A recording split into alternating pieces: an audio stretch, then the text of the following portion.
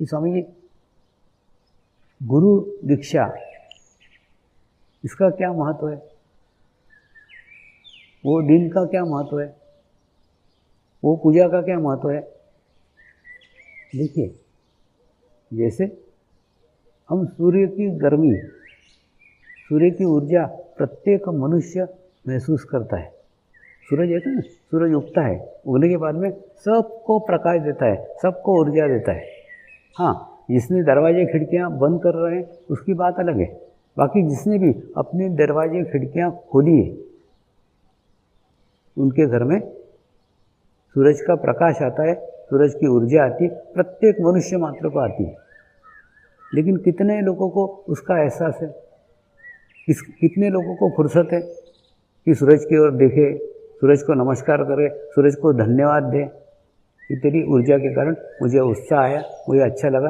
अब देखो ना, बरसात के दिनों में अगर सूरज नहीं उगता है कैसा वातावरण आ जाता है, एकदम सुस्ती वाला लगता है।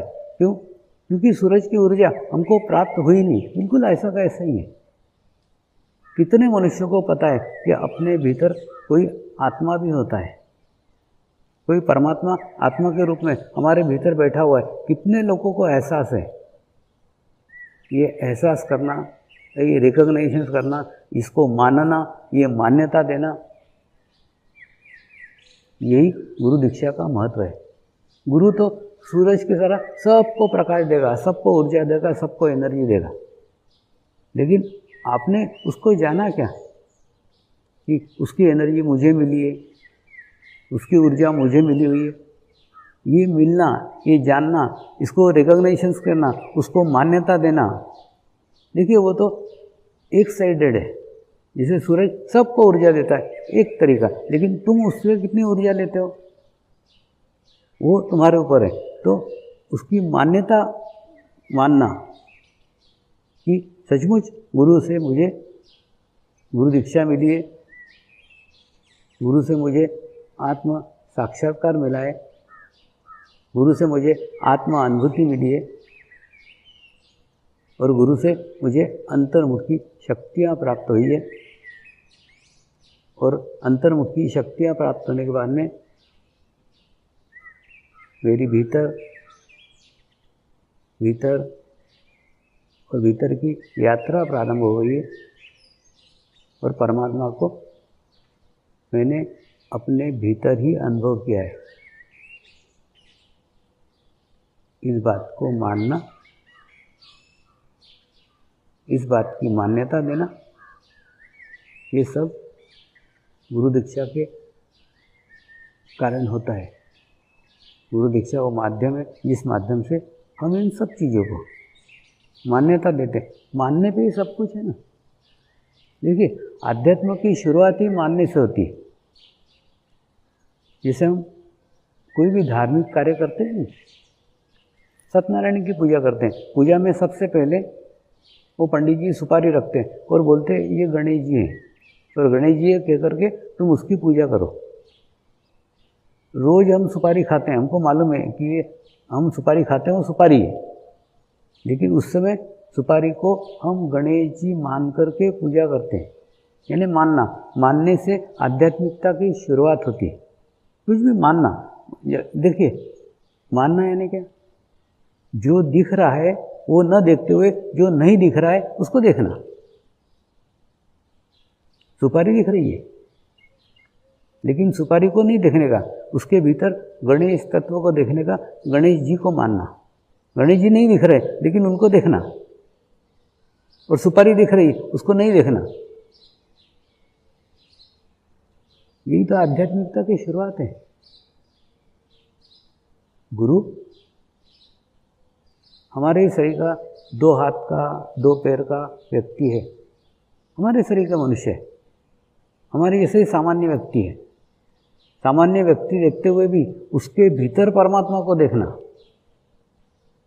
यानी जो नहीं है उसको देखना और जो है उसको नहीं देखना। शरीर है उसको नहीं देखना और परमात्मा नहीं दिख रहा है उसको देखना। ये मानने से तो आध्यात्मिकता की शुरुआत होती है। लेकिन कई बार शरीर भाव के कारण साधक भ्रमित हो जाते हैं। अभी मुझे एक घटना याद आ रही है। इंग्लैंड में वेल्स में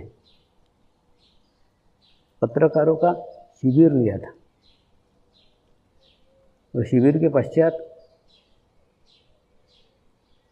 एक महिला पत्रकार ने पूछा, स्वामी जी मुझे शिविर बहुत अच्छा लगा,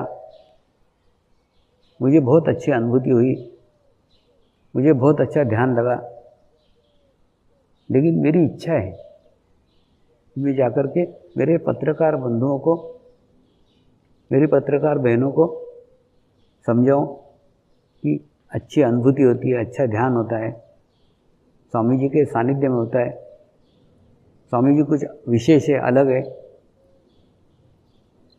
स्वामी जी ये मैं नहीं समझा पा रही, मेरे अंदर भी खून बहता है, आपके अंदर भी खून बहता है, आपके भी दो हाथ हैं, मेरे भी दो हाथ हैं, आपके दो पैर हैं, मेरे भी दो पैर हैं, आपको भी शरीर है, मेरे को भी शरीर है, हम दोनों शरीरधारी तो हैं। तो मैं उनको कैसे समझाऊं कि आप कुछ अलग व्यक्ति हैं। उस समय हम बाहर एक गार्डन में बैठे हुए थे और पीछे वेल्स का एक खूब ऊंचा पहाड़ था। उस ऊंचे पहाड़ के शिखर की ओर संकेत करते हुए मैंने कहा, उस पहाड़ के उच्च शिखर पे प्रत्येक मनुष्य पहुंचना चाहता है, प्रत्येक मनुष्य चढ़ना चाहता है, लेकिन एक व्यक्ति 60 साल की अपनी तपस्या से, 60 साल की अपनी साधना से धीरे धीरे धीरे धीरे धीरे धीरे धीरे धीरे उस पहाड़ के उच्च शिखर पे पहुंचा है। और उस उच्च शिखर पे पहुंच के वहाँ बैठा नहीं रहा। उसने सोचा कि कई ऐसे लोग हैं जो इस उच्च शिखर पे पहुंचना चाहते हैं, तो क्यों न मैं उनकी मदद करूं, क्यों न उनको रास्ता दिखाऊं। ऐसा सोच रख के, ऐसा विचार रख के, ऐसा भाव रख के वो व्यक्ति धीरे धीरे धीरे धीरे धीरे धीरे धीरे धीरे नीचे आया और आते हुए रास्ते के कांटे हटाते हुए आया, रास्ते के पत्थर हटाते हुए आया और धीरे धीरे आकर के नीचे आकर उसने एक गेट बनाया और गेट के पास में बैठ गया। और जो भी व्यक्ति आते थे ना, उनको बोलता था, तुमको उस पहाड़ के उच्च शिखर पे जाना है क्या? जाना है तो इस पगडंडी से जाओ, इस गेट में से जाओ, ये पगडंडी सीधी उस उच्च शिखर तक जाती है और उस उच्च शिखर तक मैं जा कर के आया हूँ और मैंने रास्ते के कांटे हटाए हैं, रास्ते के पत्थर हटाए हैं और इस पगडंडी से अगर जाओगे सीधे उस उच्च शिखर तक पहुँचोगे। उसकी बात पे विश्वास करके हजारों लाखों लोग उस पगडंडी से उस उच्च शिखर तक पहुँचे। तो इस पगडंडी की मिट्टी और पहाड़ की मिट्टी में कोई अंतर नहीं है। पहाड़ पर कहीं से भी चढ़ा जा सकता है, लेकिन पगडंडी वो है जिसको हजारों लाखों लोगों ने अपनाया है। तो पगडंडी की मिट्टी और पहाड़ की मिट्टी में कोई अंतर नहीं, दोनों मिट्टी समान है।